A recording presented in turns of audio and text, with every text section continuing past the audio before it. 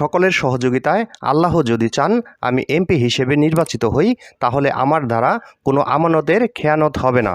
একজন এমপি যে বরাদ্দ পায়, সেই বরাদ্দ যদি মানুষের মাঝে সঠিকভাবে বন্টন করা হয়, তাহলে এই মাটিই সোনার মাটিতে পরিণত হবে।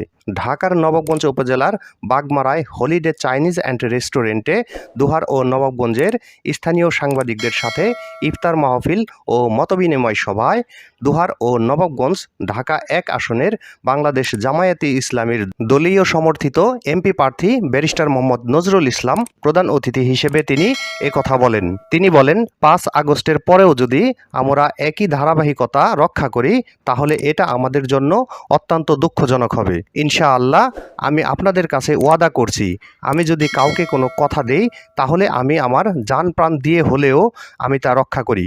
মানুষের পক্ষে সম্ভব এমন যা আছে আমি তাই আপনাদের নিয়েই বাস্তবায়ন করব ইনশাআল্লাহ। আমি আপনাকে ওয়াদা করছি যে আল্লাহ যদি আমাকে এখানকার এমপি হিসেবে নির্বাচিত হওয়ার তৌফিক দেন, তাহলে অন্ততপক্ষে একজন এমপি একটা এলাকা কেন্দ্রিক যে বরাদ্দটা থাকে, আমি শুধু বলবো সেই বরাদ্দটি যদি যথাযথভাবে ডিস্ট্রিবিউট হয়, এই মাটিটা সোনা মাটিতে পড়তে হবে। এই মাটিটা সোনা মাটিতে পড়ে যেবার যারাই স্বাধীনতার পর থেকে এই গুরুত্বপূর্ণ পদে আমরা নির্বাচিত করেছি, অনেক আকাঙ্ক্ষা নিয়ে, অনেক ফাঁকা বলি আমরা শুনেছি, অনেক রাজনৈতিক বলি আমরা শুনেছি, কিন্তু তারা এমপি হওয়ার আগে অনেক কথা বলেছেন, কিন্তু এমপি হয়ে যাওয়ার পরে অনেক সময় তাদেরকে আমরা দেখা পাইনি। আমাদের স্পষ্ট লিখনই তাদেরকে তারা আমাদের জন্য হুমকি হয়ে দাঁড়িয়েছে। এবং আরো দুঃখজনক সত্য, জনগণের সেই টাকা, জনগণের স্বার্থ, জনগণের অধিকারকে তারা একেবারে ব্যবহার ভুলে গিয়ে নিজের আখের গোছানোর জন্য সব চেষ্টা করেছে। এবং এইটা যদি বন্ধ হতো, আমার অনেক কিছু আমি করতে পারবো, এটা বলবো না, কিন্তু বৈধভাবে যে বরাদ্দটা হয় সেইটাতে যদি সুষ্ঠু ডিস্ট্রিবিউশন হয় এবং যে এমপি হবেন তার আখের গোছানোর যদি কোনো চিন্তা না থাকে, তাহলে ইনশাআল্লাহ আপনারা যতগুলো কথা বলছেন সবগুলো বাস্তব করা সম্ভব। এই জন্য আমি আপনাদেরকে সাক্ষী রেখে এবং আল্লাহকে হাজির বলছি যে আমার দ্বারা আলহামদুলিল্লাহ জীবনে কখনো হয়নি, সামনে কখনো হবে না। কারণ আমি দুনিয়ার কোনো দলের কাছে আমি মুখোমুখি কি না, আমি তাদের কাছে দায়বদ্ধ না।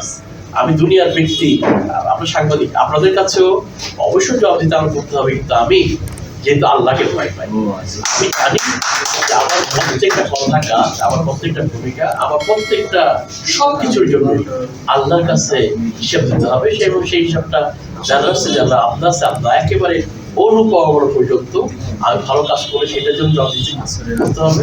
সেটার জন্য যেমন আল্লাহর কাছে আমি যা যা পাবো, খারাপ কাজ সেটা অনুপর মনে হোক, অনুপর পরিবার হোক, সেটার জন্য আল্লাহর কাছে জবাব করতে হবে। সুতরাং এই ভয় সবসময় আমাকে তাড়িত করে, যে এই ভয় যাদের মধ্যে আছে, ইনশাআল্লাহ তাদের দ্বারা কোনো অপকর্ম দুর্নীতি হওয়ার সুযোগ নাই। সমাজটা একেবারে ধ্বংসের দ্বার প্রান্তে এসে দাঁড়িয়েছে। স্বাধীনতার ৫৪ বছর আমরা যে স্বপ্ন নিয়ে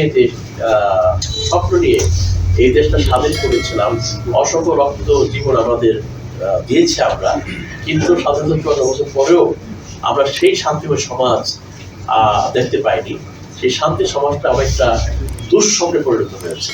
কিন্তু সেই ৫ আগস্টের পরিবর্তন পরও যদি আমরা একই ধারাবাহিকতা রক্ষা করি, এটা আমাদের জন্য অত্যন্ত দুঃখজনক হবে। যেহেতু আমাদের লক্ষ্য এক, টার্গেট এক, সেই টার্গেটটা হচ্ছে একটা শান্তিময় সমাজ করা, সেই টার্গেটটা হচ্ছে মানুষের দুঃখ বেদনা এইগুলো গুছানোর ক্ষেত্রে ভূমিকা রাখা, মানুষের অসহায় মানুষের হাসি ফোটানো, এবং যে সমস্যাগুলোর কথা বলেছেন সবগুলো আমাদের নলেজে আছে।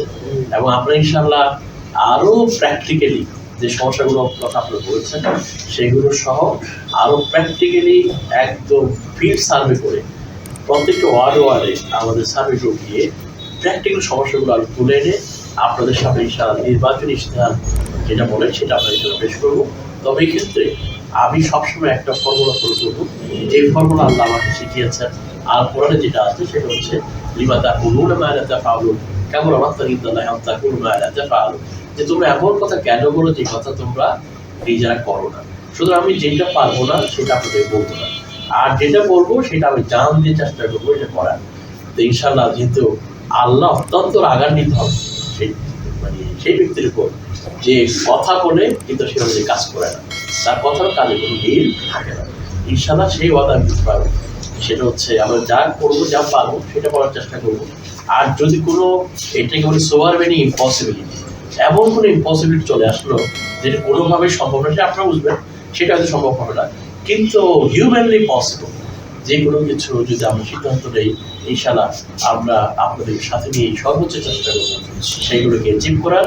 এ সময় জামায়াতে ইসলামীর নবাবগঞ্জের আমির মোহাম্মদ ইব্রাহিম খলিল এর সভাপতিত্বে অনুষ্ঠানে উপস্থিত ছিলেন দোহার প্রেস ক্লাবের সভাপতি মোহাম্মদ তারেক রাজীব, সাধারণ সম্পাদক মোহাম্মদ আতাউর রহমান সানি, সাবেক আহ্বায়ক মোহাম্মদ সুহেল রানা, নবাবগঞ্জ প্রেস ক্লাবের সাধারণ সম্পাদক কাজী সুহেল, ঢাকা জেলা প্রেস ক্লাবের সাধারণ সম্পাদক ফারুক আহমেদ, নবাবগঞ্জ প্রেস ক্লাবের সাবেক সভাপতি আজাহারুল হক, মোহাম্মদ সুমন মৃধা, দোহার প্রেস ক্লাবের সহসভাপতি মোহাম্মদ অলি, দৈনিক জনকণ্ঠের দোহার নবাবগঞ্জ প্রতিনিধি মোহাম্মদ সুজন খান, দৈনিক নয়া দিগন্তের দোহার নবাবগঞ্জ প্রতিনিধি শওকত আলী রতন, চ্যানেল এস এর ঢাকা দক্ষিণের প্রতিনিধি কাজী জুবায়ের আহমেদ, এশিয়ান টিভির দোহার নবাবগঞ্জ প্রতিনিধি আবু নাইম তাইমিয়া, দৈনিক প্রতিদিনের সংবাদের দোহার প্রতিনিধি তানজিম ইসলাম, সিনিয়র সাংবাদিক মোহাম্মদ বাচ্চু মিয়া, মোহাম্মদ ডাবলু মিয়া, শাহিনুর রহমান তুতি, মোহাম্মদ সাদের হোসেন ভুলু, বিপ্লব ঘোষ সহ আরও অনেক স্থানীয় সাংবাদিক উপস্থিত ছিলেন। এ সময় অনুষ্ঠানটি পরিচালনা করেন মোহাম্মদ মুস্তাক আহমেদ।